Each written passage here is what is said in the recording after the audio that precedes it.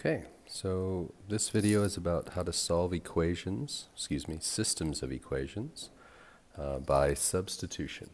So we've solved systems of equations by graphing before, but now let's see how to solve it by substitution. So I have this graph over here, but we're not going to use the graph, we're just going to use it as a check. So the idea of solving systems of equations by substitution is the idea that I can make a substitution into an equation as long as it equals the thing that I'm substituting in. So for example, this says y equals 6x plus 7. But this also says y equals. So that means that y is the same as everything written on the other side of the equal sign.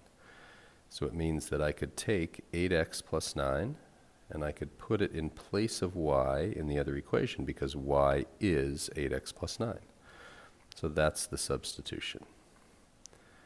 So I'm going to replace this y with 8x plus 9. So I put 8x plus 9 equals, so y became this 8x plus 9.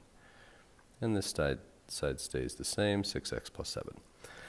So this is better because now my equation only has x's, no y values. So now I can solve this for x. So I'll just solve it normally. I'll do minus 6x to this side, minus 6x to this side. So 8x minus 6x, that's 2x. Bring down plus 9. 6x minus 6x, that's 0. And I bring down plus 7. So now I have 2x plus 9 equals 7. So continue solving, minus 9 to both sides. 2x plus 9 minus 9, so this is 0. So I just have 2x left. And 7 minus 9 is negative 2.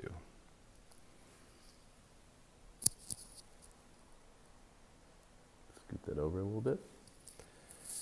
So then finish by dividing by 2 on both sides. 2 divided by 2 is 1. 1 times x is x. And negative 2 divided by 2 is negative 1. So what does this mean? It means that the coordinate where these two lines are going to cross has an x-coordinate of negative 1. But to find the coordinate, I need the x and y. So now I do another substitution. So now I take this equation, 8x plus 9, and I substitute negative 1 into it. So now I have y equals 8, and in place of x I put that negative 1. Plus 9. So now notice I only have y as the only variable. So 8 times negative 1 is negative 8. Plus 9. Different sign subtract. Keep the sign of the bigger number, the number with the greater absolute value. So it's going to be y equals positive 1.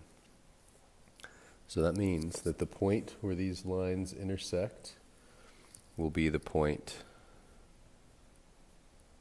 negative 1, 1. So this is the solution to this system of equations. Now we can check by graphing them, and we'll see that it would in fact give us the same answer if we solve by graphing. So this is my solution. I don't need to graph it. That's my solution. But we can check by graphing, so let's do that now. So I'll graph y equals 6x plus 7. So that has a y-intercept of 7. Slope of 6 means it goes up 6, and I'm going to run out of room, so I'm going to go down 6, and back 1, and down 6, and back 1. So this is that line. So very carefully, going to graph that. And then I'll graph this other one, this other line, y equals 8x plus 9. It has a y-intercept of 9, and it goes up 8, but we ran out of space, so we'll go down 8. 1, 2, 3, 4, 5, 6, 7, 8. And back 1, and we can see there's our point of intersection. So let me graph this line, boop, like that. So here's that point of intersection, and that is the point negative 1, 1. So this is the point negative 1, 1 right there. And we can see that we found the same result.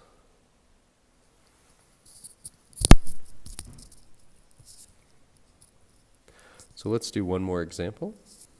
just to see that one more time. So we'll do this example. So again, I'm going to solve a system of equations by substitution. The graph is just a check. So to solve by substitution, I have my two equations. And I'm just going to substitute from one equation into the other. Now I can only do this because this says y equals. This says y equals, so all of this is equal to y. And here's a y, so that means that I could take this and replace it in y. So that means this will be 3x plus 8 equals, and this side stays the same, negative 3x plus 2. And then solve for the one variable. So let's add 3x to both sides. So we're going to have 6x plus 8. 3x minus 3x is 0, so we just have the 2 left. This goes to 0. And now we subtract 8 from both sides.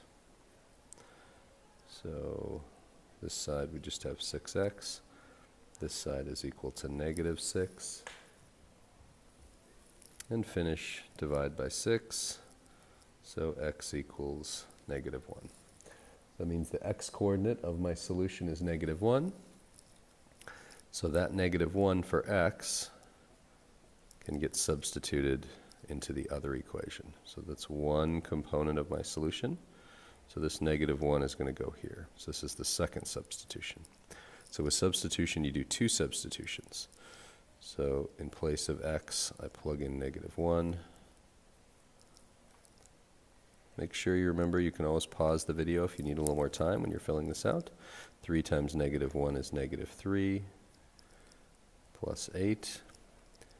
Negative 3 plus 8 is 5.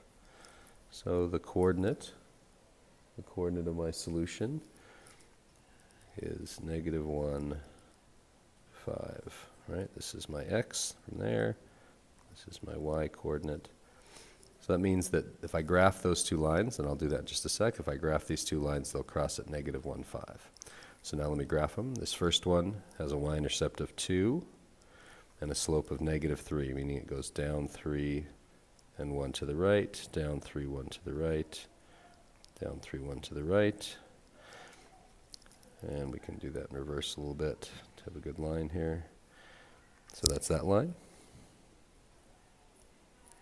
Make sure you use a ruler when you graph it. I'm going to do it without one here. And then here we have y equals 3x plus 8, so y-intercept of 8. And slope of positive 3, so again that takes us off the graph, so let's go back. So down 3, back 1 is the same as up 3, right 1. And we can see that there's the point of intersection. So we'll just do this part of the line right there. And there's our solution, which is the point negative 1, 5, which is the same there. So this matches that. So we can see that we're familiar with finding it by graphing, but you can also find the solution to a system of equations by substitution. So this is the first example of substitution. Notice both are in slope-intercept form. So we'll look at other examples later, but that's the first step.